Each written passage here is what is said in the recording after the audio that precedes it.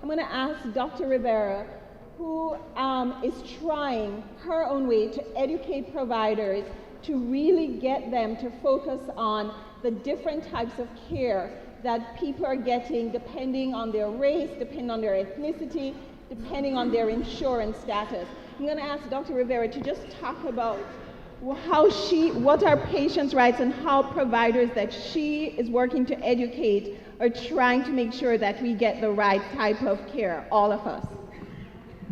Thank you so much. Good morning. Thank you so much for having me here today. I'm a junior faculty member at Albert Einstein College of Medicine.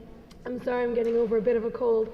And I am working very hard to try in my way to kind of contribute in whatever way I can so that the next generation of physicians, as Dr. Kalman was saying, the pattern is just going to continue to get repeated if we train these medical students who are the next generation of physicians that, well, this is the way it is, there's nothing you can do about it, accept it and move forward.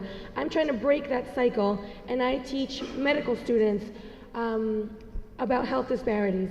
I basically work on, there is the system-wide problems which we've learned about the different insurances and the way people are treated based on insurance. I hate the question, what type of insurance do you have? I love every time I don't have to ask it and can just provide care and not have to worry about it. But there's also a component of what's called within provider bias.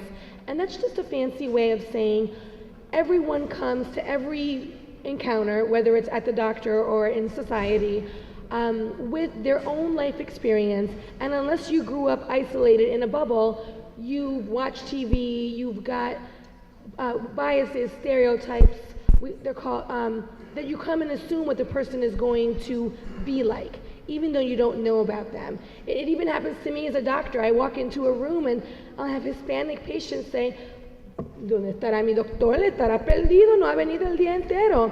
Where's my doctor? You know, he must be lost, he hasn't been here all day. And I'm like, I've been chatting with you for half an hour. I'm your doctor, hi.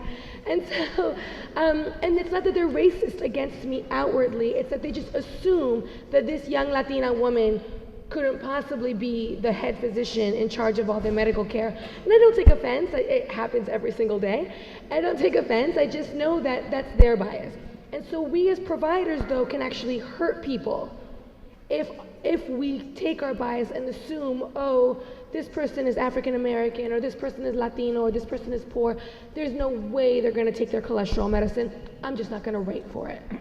And what I try to teach the medical students is to learn about their own biases and be aware of them. Having the bias itself doesn't make you a bad person, but learning how to accept them and overcome them so that you can give exceptional, wonderful care to all of your patients, no matter where they come from or what they look like, is the ultimate goal.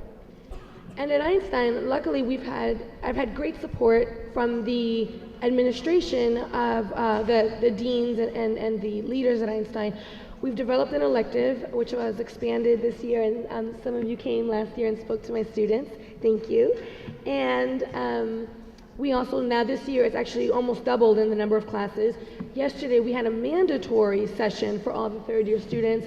And when I presented my elective to the head division of education, one of the kind of big wigs there said, we need to make this mandatory for everyone. So we're trying to make steps because everyone should be given wonderful care, and no one should be nervous to go back to their doctor because they've had a bad experience in the past. Thank you, Dr. Rivera.